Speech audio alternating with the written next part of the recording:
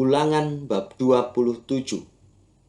Lagi Musa dan para tua-tua Israel memerintahkan kepada bangsa itu, "Berpeganglah pada segenap perintah yang kusampaikan kepadamu pada hari ini, dan pada hari kamu menyeberangi sungai Yordan ke negeri yang diberikan kepadamu oleh Tuhan Allahmu, maka haruslah engkau menegakkan batu-batu besar dan mengapurnya.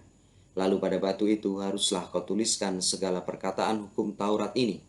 Sesudah engkau menyeberang, supaya engkau masuk ke negeri yang diberikan kepadamu oleh Tuhan Allahmu, suatu negeri yang berlimpah-limpah susu dan madunya, seperti yang dijanjikan kepadamu oleh Tuhan Allah nenek moyangmu. Dan sesudah kamu menyeberangi sungai Yordan, maka haruslah batu-batu itu yang telah kuperintahkan kepadamu pada hari ini, kamu tegakkan di gunung Ebal dan kau kapuri. Juga haruslah kau dirikan di sana mezbah bagi Tuhan Allahmu, suatu mezbah dari batu yang tidak boleh kau olah dengan perkakas besi. Dari batu yang tidak dipahat haruslah kau dirikan mezbah Tuhan Allahmu itu, dan di atasnya haruslah kau persembahkan korban bakaran kepada Tuhan Allahmu.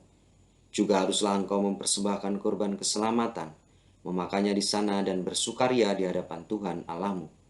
Selanjutnya haruslah engkau menuliskan pada batu-batu itu segala perkataan hukum Taurat ini dengan jelas dan terang.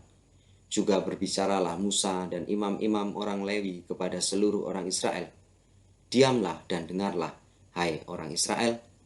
Pada hari ini engkau telah menjadi umat Tuhan Allahmu. Sebab itu engkau harus mendengarkan suara Tuhan Allahmu dan melakukan perintah dan ketetapannya yang kusampaikan kepadamu pada hari ini."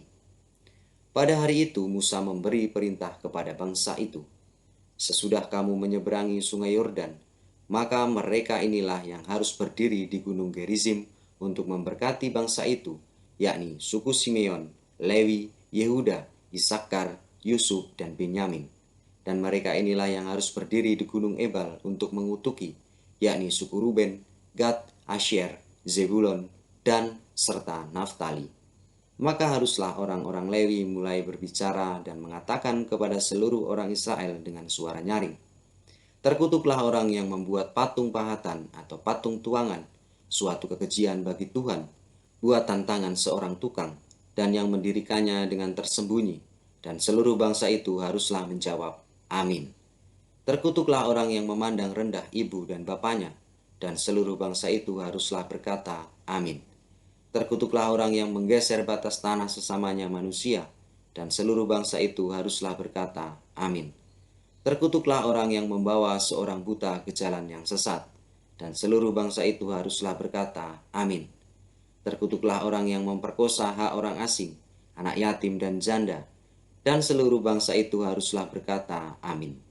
Terkutuklah orang yang tidur dengan istri ayahnya, sebab ia telah menyingkapkan punca kain ayahnya, dan seluruh bangsa itu haruslah berkata, 'Amin.' Terkutuklah orang yang tidur dengan binatang apapun, dan seluruh bangsa itu haruslah berkata, 'Amin.' Terkutuklah orang yang tidur dengan saudaranya perempuan, anak ayah atau anak ibunya, dan seluruh bangsa itu haruslah berkata, 'Amin.' Terkutuklah orang yang tidur dengan mertuanya perempuan, dan seluruh bangsa itu haruslah berkata, 'Amin.'